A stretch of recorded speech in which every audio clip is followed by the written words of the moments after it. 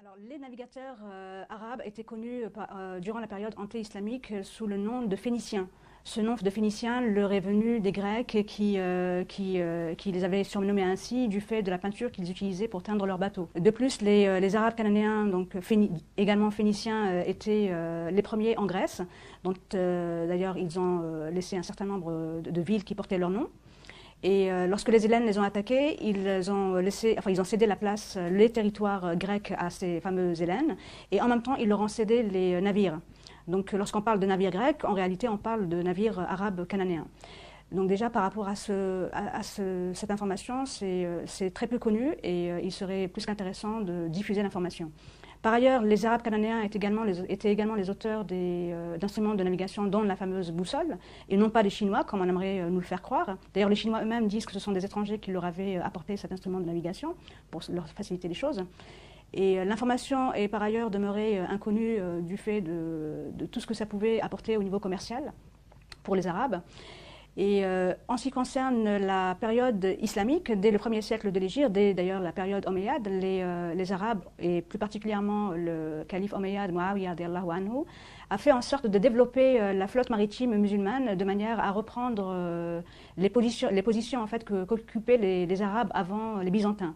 Donc non seulement ils ont repris la mer Méditerranée aux Byzantins et qui appelait cette mer Mare Nostrum, mais de plus ils ont également été bien au-delà de ce qu'on pouvait imaginer, c'est-à-dire bien au-delà de la Méditerranée. Et en ce qui concerne également leur connaissance, ce sont les Arabes qui ont inventé la fameuse voile latine, qui a permis aux Portugais de naviguer par la suite sans que leur bateau coule dans l'océan Indien. Parce qu'il faut savoir que Vasco de Gama et les Portugais avec lui étaient incapables de naviguer dans l'océan Indien. Et ils ont dû faire appel à Ibn Majid, qui était un amiral du sultanat d'Oman, qui leur a donc enseigné comment naviguer sur l'océan Indien et qui de plus leur a permis également d'utiliser ces fameuses voiles triangulaires, appelées voiles latines, mais qui sont en réalité des voiles purement arabes. Donc les arabo-musulmans étaient présents sur le continent américain dès le 1er siècle de l'Hégire. Cela a été attesté par les découvertes archéologiques qui ont été faites par exemple en Californie et au Nevada. En Californie, le nom de Isa ibn Maryam y a été retrouvé écrit en lettres koufiques, c'est-à-dire originaire de Koufa en Irak, une ville qui a été fondée au 1er siècle de l'Hégire par Omar ibn Khattab radiallahu anhu. Et en ce qui concerne l'État du Nevada, on y a retrouvé le nom de Rasulullah sallallahu alayhi wa sallam écrit en caractères koufiques, donc qui ont permis aux chercheurs américains de Harvard et de Californie de dater la présence des arabo-musulmans comme remontant au 1er siècle de l'Hégire, c'est-à-dire entre 650 et 700 de l'ère chrétienne.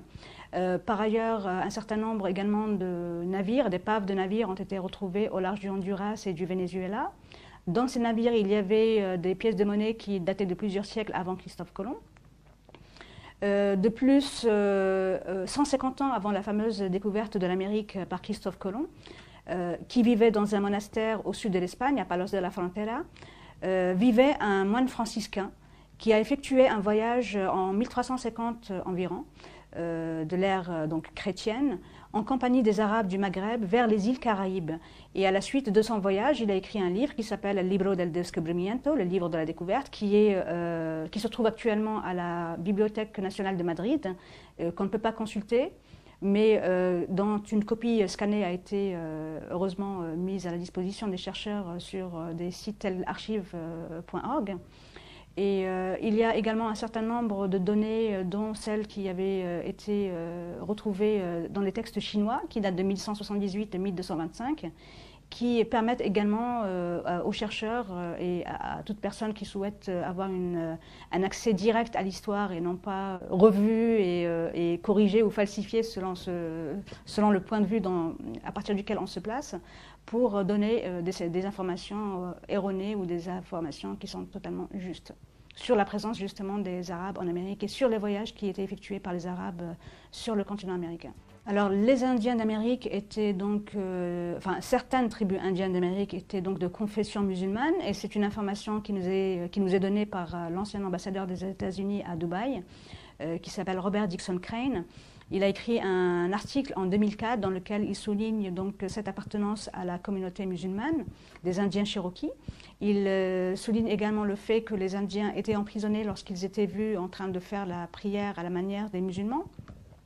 Ils jeûnaient durant le mois de Ramadan et ils ont même instauré dans l'Indiana, donc au nord des États-Unis, sur les terres du grand oncle de l'ambassadeur américain, donc un lieu dans lequel ils pratiquaient le pèlerinage, ou du moins symboliquement ils reprenaient le tawaf sur le continent américain parce qu'ils ne pouvaient pas se déplacer vers la péninsule arabique. Par ailleurs, durant les années 1830, le gouvernement américain a décidé de déporter les Indiens Cherokees vers le Midwest depuis l'est des États-Unis en plein hiver. Donc les Indiens Cherokees ont compris qu'ils allaient être mis à mort, probablement du fait de leur appartenance à la communauté musulmane. Donc une partie a fui vers le nord, une seconde partie est morte en cours de route parce qu'il faisait extrêmement froid et une troisième partie est arrivée à destination. Donc la question que pourrait se poser le lecteur aujourd'hui, c'est comment se fait-il que nous n'ayons pas eu accès à ces données extrêmement importantes pour le patrimoine historique de l'humanité? Ben, c'est tout à fait simple.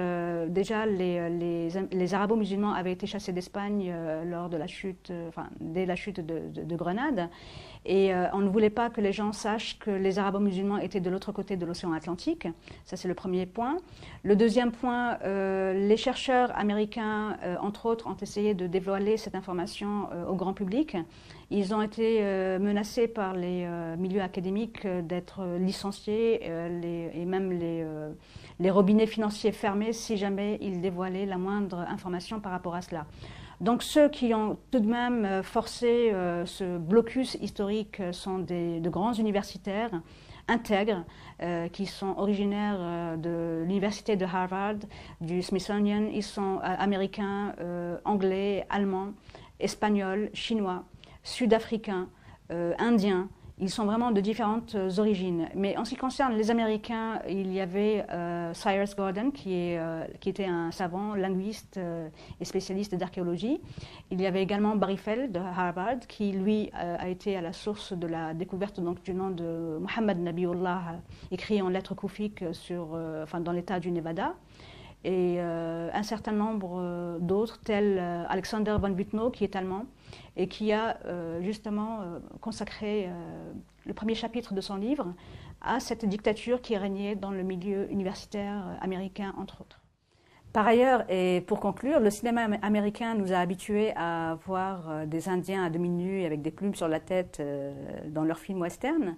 Et il s'est avéré, à travers mes recherches, que les Indiens d'Amérique étaient loin d'être à moitié nus, avec tous des plumes sur la tête. Ils portaient des djellabas, comme vous pouvez d'ailleurs le voir sur cette photo, ainsi que des turbans qui soulignaient leur appartenance ethnique arabo-musulmane.